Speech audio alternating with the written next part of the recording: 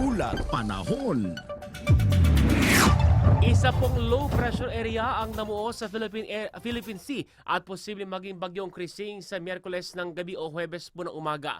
Ayon sa Weather Bureau ng Pag-asa, asahan ng 50 hanggang 100 mm na ulan ngayong Hulyo 16 sa Palawan, Catanduanes, Sorsogon, Northern Samar, Eastern Samar, Antique, Negros Oriental at Negros Occidental.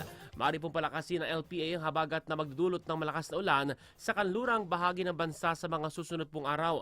Ayon naman sa Office of Civil Defense o OCD, nagsasagawa na sila ng risk assessment at naghahanda na para sa posibleng panibagong bagyo ngayong weekend. Sa ngayon, nasa 7.4 milyong piso na ang napamahaging aid sa mahigit 100,000 na individual na naapektuhan ng ulan sa unang kalahati ng taon.